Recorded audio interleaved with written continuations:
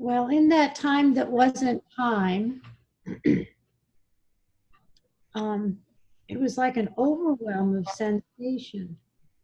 And I was aware of the presence of my ancestors and the generations yet to be born in my own family, and that there's something about being an elder um, that has to do with just knowing that that which is dying is the nourishment for that which is yet to be born, and that there actually is no beginning and no end.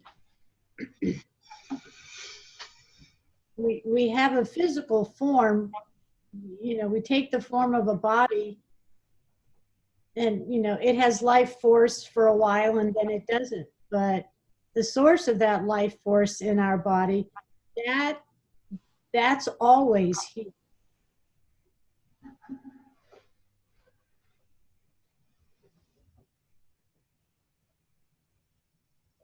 And that letting go of having a physical body is just kind of the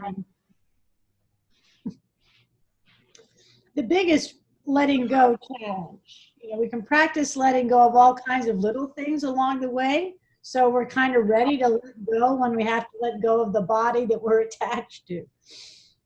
There will be a moment where the letting go happens. And that's just the way we roll on planet Earth. As far as I know, I'm complete with that.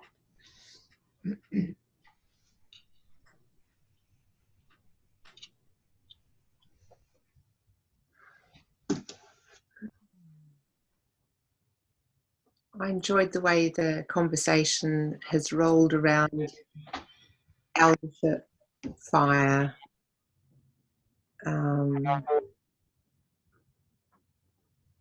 this cycle, if you like. Yeah, you have to have death and dying for new life, like you were just saying, and it all kind of fits together. Yeah. Yeah, I think of people like Elizabeth Sahtouris, who I spoke with recently, and Annalou Smitsman, who's one of her students, I guess, has taken a lot of her wisdom there. And both of them had, they have no illusions about the plight we're facing as a planet and the likelihood that there'll be a lot of dying that didn't have to happen. But they have a lightness to them about it that I'm like trying to sort through. Is it is it a resistance to feeling the grief at the thought that out of the 7.5 billion people here, there might only be 2 left in 100 years, and just how terrible that is. Never mind the more than human world, where 90% of all species disappeared in the Permian extinction, and we could be repeating that. So much that would be lost, and Annalise was, not in any way dismissing that, but also saying, the life force continues, and there is, this is part of the pattern of how things work.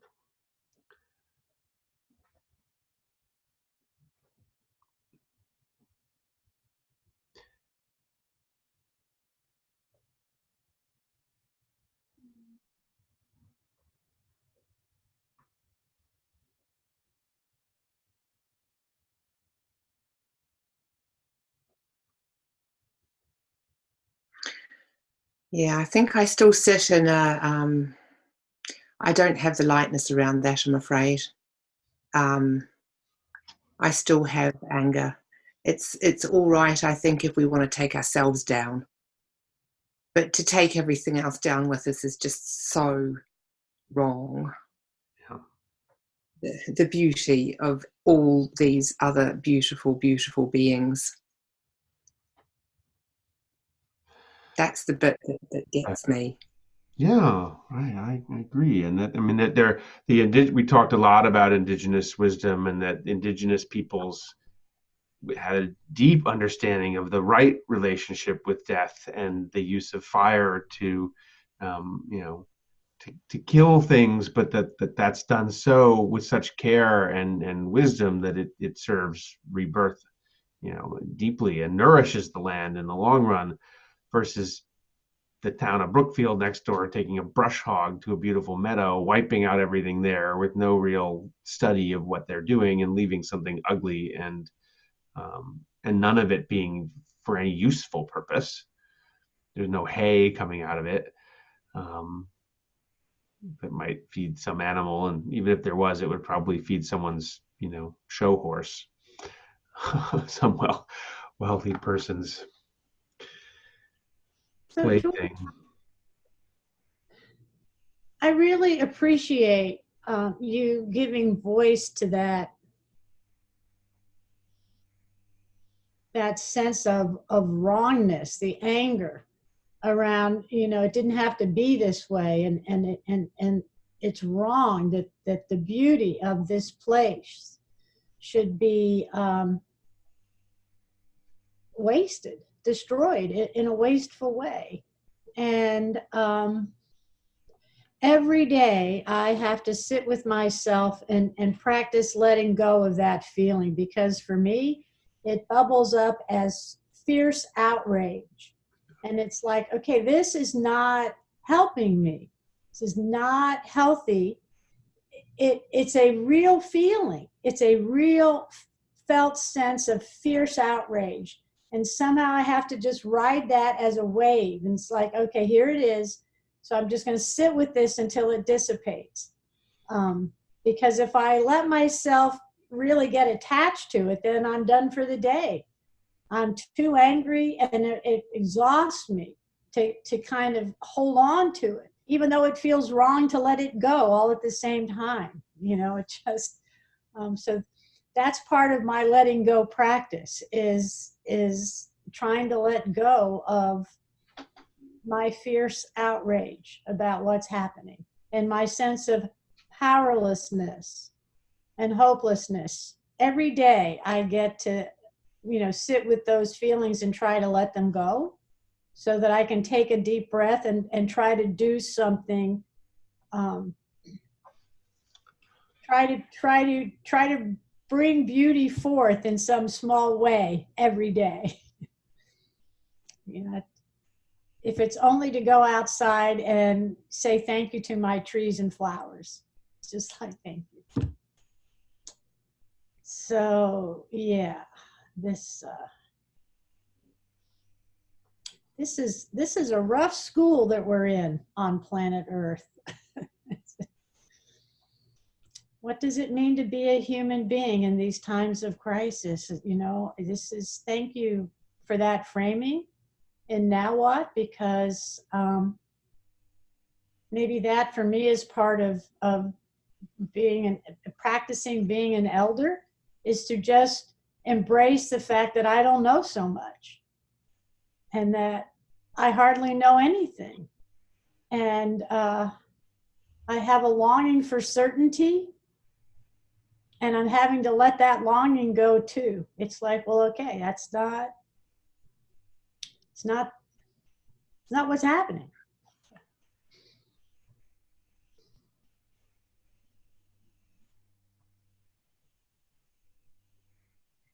Well, Joanna Macy would say that the anger, of course, is a sign of your passion.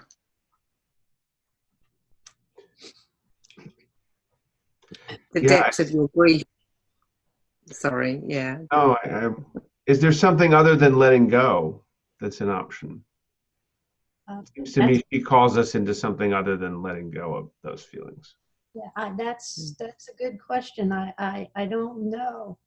because it feels the intensity of that passion, that fierce outrage doesn't sit well in my body. So, I worry that it creates stress on this physiology, this one little cardiovascular system. It's a stress experience. And that's not healthy, I don't think. Which reminds me of what you were telling us, Joy, about, and this was news to me, that there are initiation rites for elderhood in the Aboriginal tradition, and and you can tell who's come through that, and that they have the opposite of what you just described. There's, this tremendous caring and calmness and love that must come from, having looked death square in the eye. And patience, right? That was another theme, this waiting for the right time.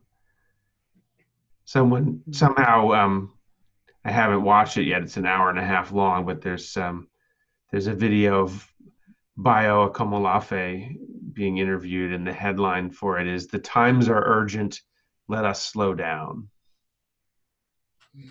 Yes.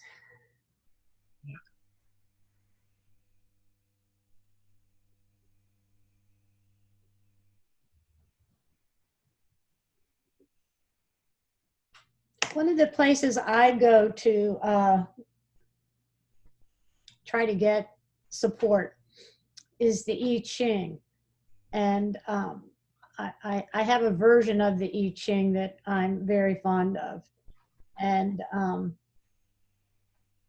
it's not uncommon in response to a request for guidance about a circumstance to get a message along these lines. If you don't know what to do, don't do anything. And it's like, right.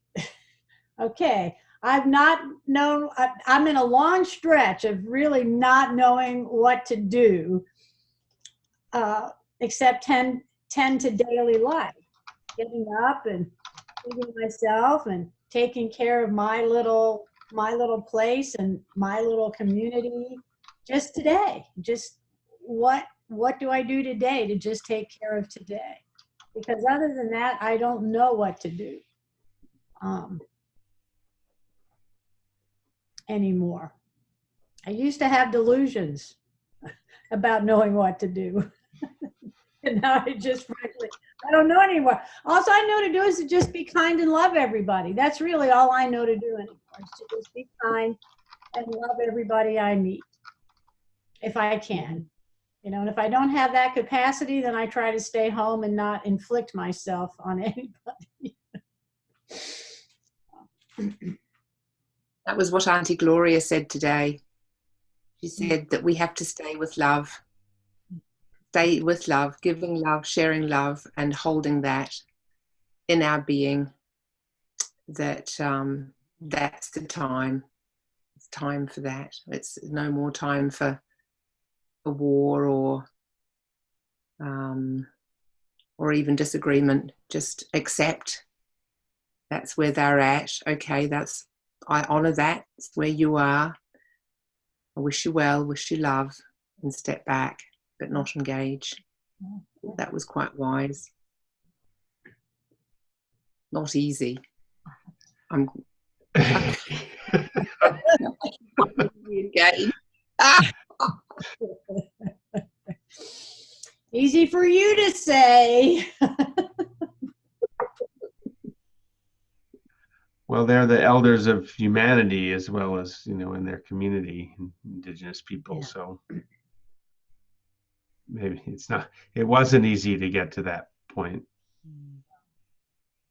But I wonder if they look at some of these things we see as so important, these battles that we're fighting, with the fossil fuel industry, for example, or the corrupt politicians, the racists, the xenophobes, the warmongers. And is the message, this was our deep dive back in June, the question of how do we engage in a positive way that's both supports, that stops some of the harm, that minimizes, that is resistance to that, but somehow still embodies love and compassion and this invitation to recognize we're all in this together.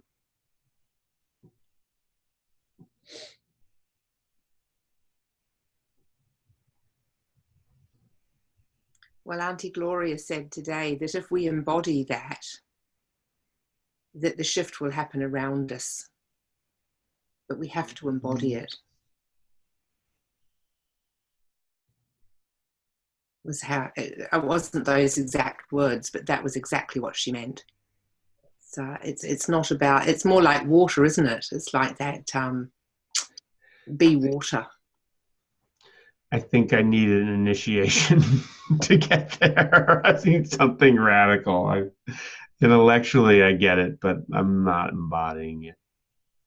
So I don't. Maybe I am, and I don't know. I'm sharing elephant medicine. My daughter-in-law, whom I didn't think really knew who I was, brought this back to me from a small village in Africa. She saw the person carving it, and she immediately thought of me and brought this back.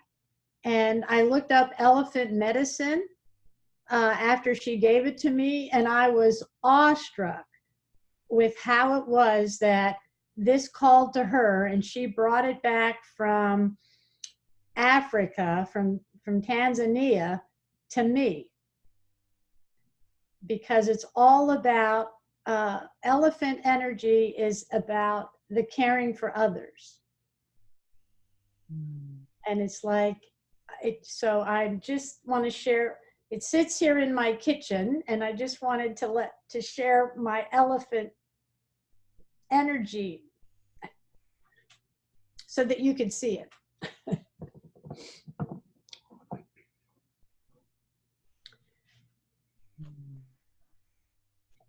And then the wise old owl energy is in my kitchen too. I have my, what are these called? They have names, thingies, representations. But I need the visual reminders. That's how, I guess, Ben, that's kind of how I have to work with this, is that I need these things to hold on to remind me to take a deep breath and to slow down. Just take a deep breath and slow down.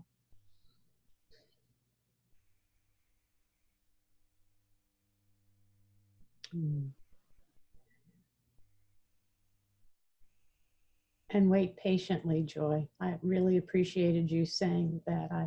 I feel like I've been waiting patiently and not so patiently for a number of years now, trying to figure out, how do I live life now? And what does it mean to be a warrior? An elder warrior. I can hardly say that word, but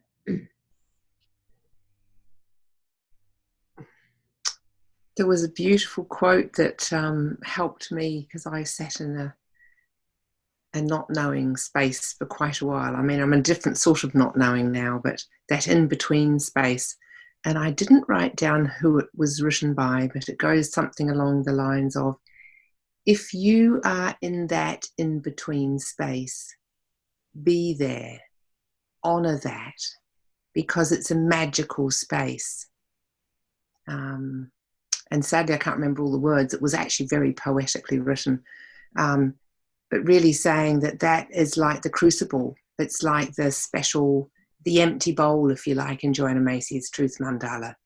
If you don't stay in that space and wait, and then it said at the end, and when the time is right, you will know. Yeah. Again, back to that right timing. When the time is right, you will know. And I had to hold that. It was like my anchor, because I was desperately filled with, I think, was it Paul Hawken or someone, blessed unrest. I was so filled with that blessed unrest that I could hardly sit. Mm-hmm. I just had this energy pouring out of me with nowhere to go, desperate to be doing whatever it was I was meant to be doing, but having no clue what it was. Dreadful feeling.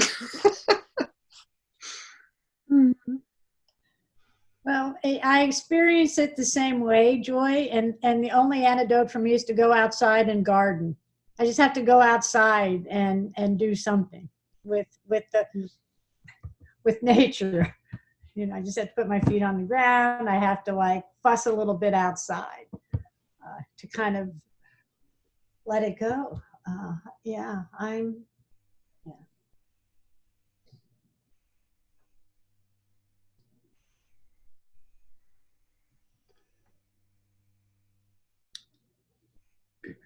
And when you said the word crucible, usually the crucibles are very hot places where, you know, they're in a fire. and yeah. Forged.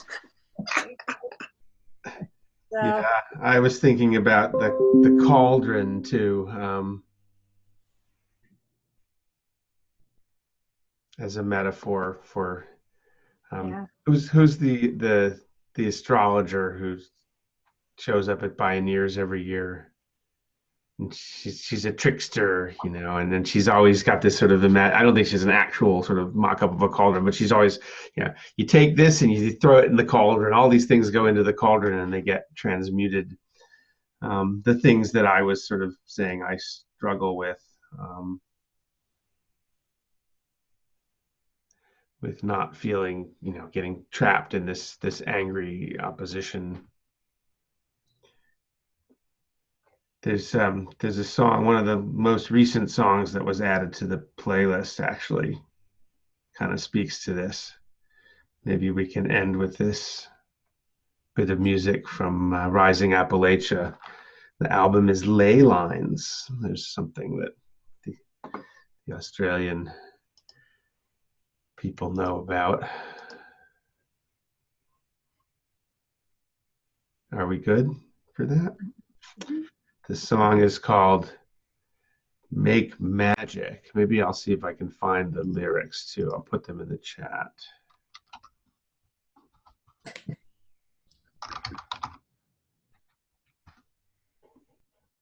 Yeah, there we go.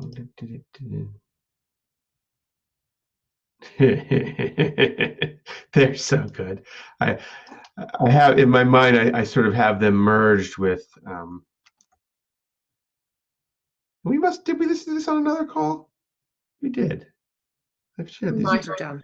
Oh no, but it wasn't a Now What call. I think it was a planning call for another group. Somehow Mamuse and Rising Appalachia, they're like the same people to me. No, they're not. Wait. Scary. It's all hairy. There we are. There's a limit to how much you can paste into the chat. It cuts you off. Wait, do that and then that. Okay, are you ready?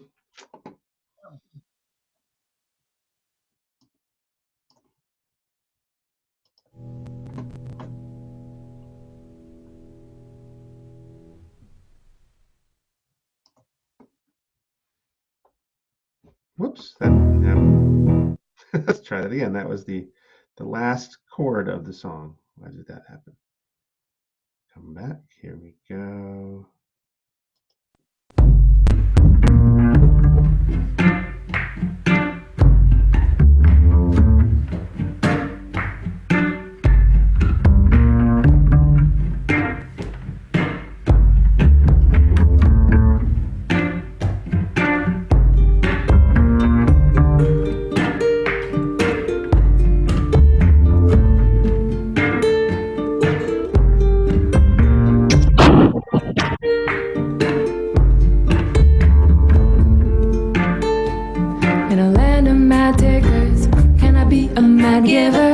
In a land of the forsaken, can I be a forgiver? Can I swim up river, keep the air in my lungs? When I hit the dam, I'll break it and sing to the ocean. Sing to the ocean. Sing to the ocean. ocean. What are we gonna do with the wicked of the world? Make magic, make magic, make magic. What are we gonna do with the smoke and mirrors? Make magic, make magic, magic. What are we gonna do with the wicked of the world? Make magic, make magic, make magic. What are we gonna do with the smoke and mirrors? Make magic, make magic. I see good people all around me, acting kindly, acting wisely. Open your eyes, what do you see? Those in power are meek in their ways. Say stop, we'll hold them back with the magic in our good hearts. Good people all around me, acting kindly, acting wisely. Open your eyes, what do you see? Those in power are meek in their ways. Say stop, we'll hold them back with the magic in our good hearts. What are we gonna do with the wicked of the world? Make magic, make magic, make magic. What are we gonna do with the smoke and mirrors? Make magic, make magic, make magic. What are we gonna do with the wicked of the world? Make magic, make magic, make magic. What are we gonna do with the smoke and mirrors? Make magic, make magic, make magic.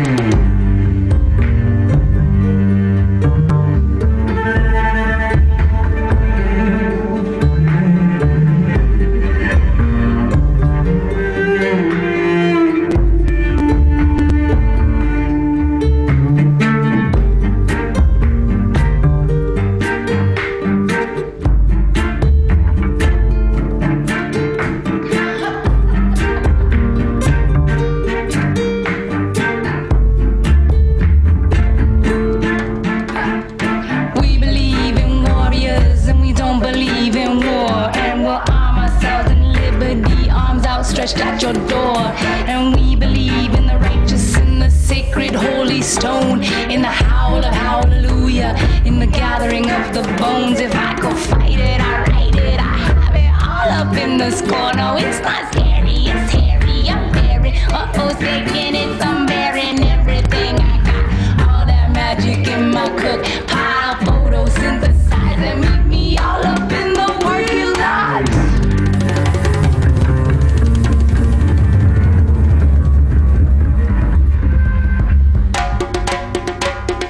What are we gonna do with the wicked of the world? Make magic, make magic, make magic. What are we gonna do with the smoke and mirrors? Make magic, make magic, make magic.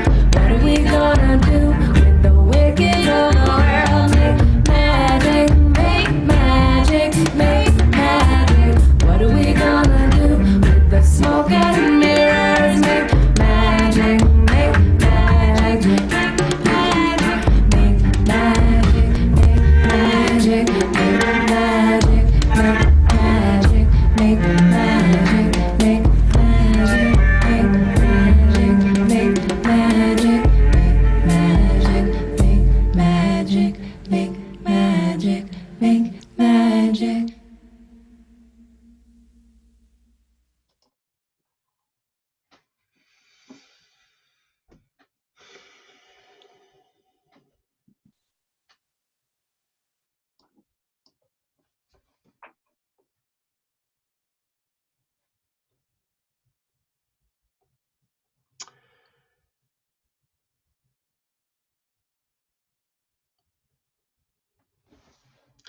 Well, have a good sleep, Joy, and a good beginning to your day, Heather.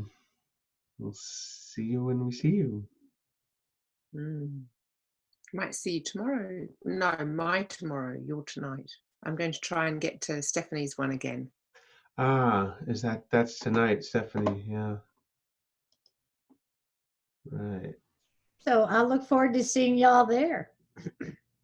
Okay. if I'm awake at 4 in the afternoon. Take a nap. By the way, the first song we were listening to when we got on here is called Bridge.